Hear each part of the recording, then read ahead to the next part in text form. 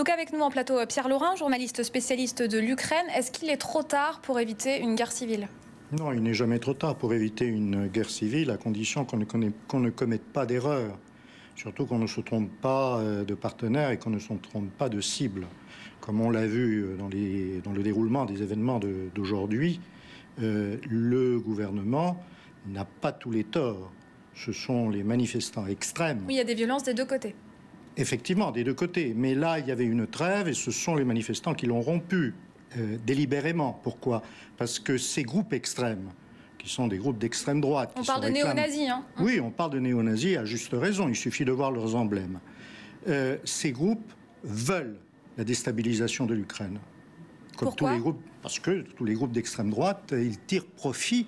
Donc ils récupèrent clairement le mouvement anti-russe, enfin pro-européen. Et ils sont en train de le récupérer. En ce moment, ce qui est un peu dommage, c'est que les démocrates sincères sont obligés de surenchérir sur eux, d'aller plus loin. Et ça, c'est le début d'un enchaînement d'événements qui risque d'être très dommageable. La solution, c'est effectivement, comme l'ont fait les dirigeants de l'opposition et du gouvernement la nuit dernière, c'est de s'asseoir autour d'une table et de décréter une trêve, mais à condition que tout le monde la respecte. Or, là, il y a des incontrôlables. Est-ce qu'on craint, du coup, un nouveau bain de sang le bain de sang est en train de se dérouler en ce moment. Mais quand la Troïka, par exemple, va quitter l'Ukraine, on peut craindre un regain de violence ? Non, je pense que c'est... que la Troïka soit là ou qu'elle ne soit pas là, les combats continuent sur Maïdan. Et qu'attendent les opposants de l'Union européenne ? Qu'est-ce qu'ils demandent là, maintenant ? Je pense qu'ils ne demandent plus rien de l'Union européenne. Je crois que l'Union européenne a manifesté depuis maintenant 3 mois son incapacité à apporter quoi que ce soit de positif. Mais ça change. On a entendu Paris, Berlin s'exprimer d'une seule et même voix hier, demander des sanctions. Mais demander des sanctions contre qui ? Lorsque vous voyez que nos hommes politiques et nos diplomates ferment les yeux sur l'origine réelle des problèmes, c'est-à-dire ces groupuscules que l'on ne dénonce pas assez et qui sont en train effectivement de faire déraper une situation qui était au cours des derniers mois grave, mais pas complètement, qui ne dérapait pas comme actuellement. Et qu'on désigne des coupables en les menaçant de sanctions dérisoires. Mais vous vous rendez compte un embargo sur les armes à direction de l'Ukraine, qui est l'un des principaux fabricants d'armes de l'espace post-soviétique. C'est délirant. Est-ce qu'on ne peut pas craindre maintenant une intervention de la Russie ? Est-ce que c'est quelque chose d'envisageable ? Non, je ne pense pas que ce soit envisageable. Pas plus qu'une intervention européenne n'est envisageable. Je crois qu'une intervention commune, dans le cadre d'une organisation internationale, que ce soit l'OSCE ou que ce soit les Nations Unies, c'est toujours possible. Mais d'une part, c'est très difficile à mettre en place. Et pour cela, il faut d'abord que l'on engage le dialogue. Or, le dialogue, comme on le disait tout à l'heure, les Européens refusent de l'engager depuis 3 mois. Alors que les Ukrainiens comme les Russes proposent depuis 3 mois des réunions tripartites pour essayer de trouver des solutions à la crise. Mais les Européens, ils sont dans une logique qui n'est pas une logique de négociation. La solution, ce ne sont pas des élections anticipées, forcément. Écoutez, les élections ont lieu dans 1 an.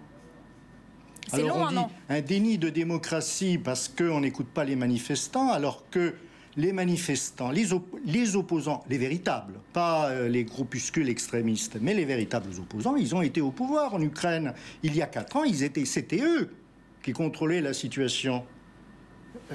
Je ne pense pas que la situation de l'Ukraine ait dérapé d'une manière extraordinaire en 4 ans. C'est-à-dire que nous sommes dans un jeu où il n'y a pas de gagnant. Tout simplement parce que si on fait des élections aujourd'hui, que va-t-il se passer ? Eh bien, la même chose que pendant toutes les élections qui ont eu lieu au cours des 10 dernières années. C'est-à-dire moitié-moitié, un tiers de pro-européens, un tiers de pro-russes et un tiers d'indécis, qui font un peu gagner les uns ou les autres.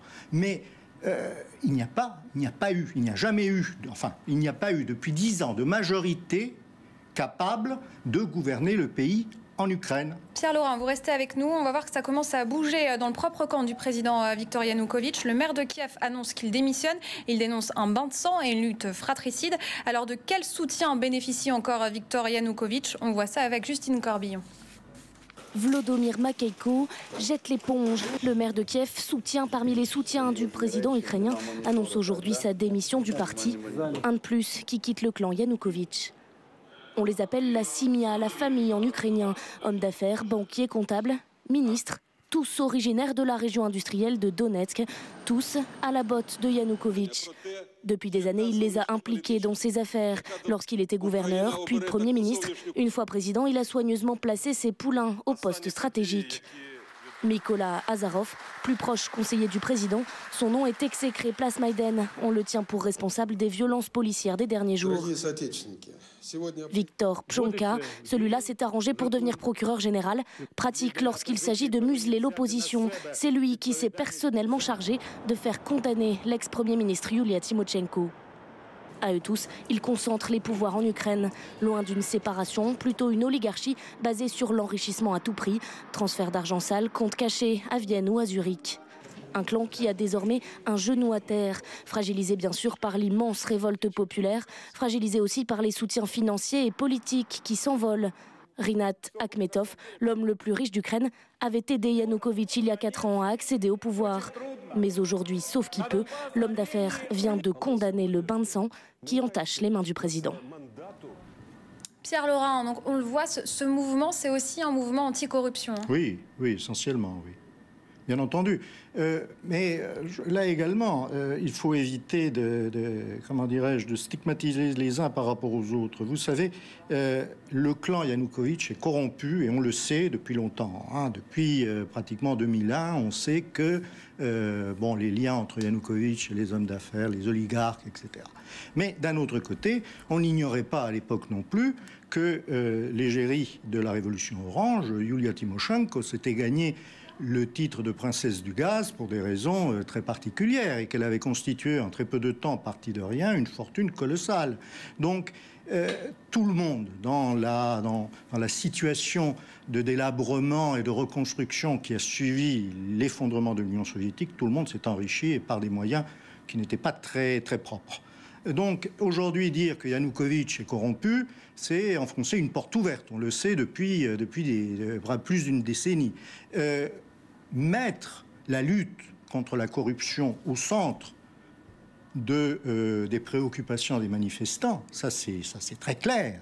C'est qu'ils en ont marre. Parce que c'est vrai qu'on dénonce la corruption depuis plus de 10 ans et que rien ne change. Donc au bout d'un certain temps, ça explose. Et la contestation est tout à fait légitime.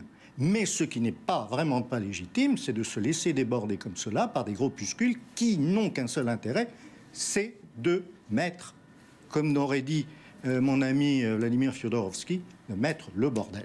Très bien, je vous remercie beaucoup pour vos précisions, Pierre Laurin, journaliste spécialiste de l'Ukraine. Voilà donc ce qu'on pouvait dire pour l'instant sur la situation en Ukraine.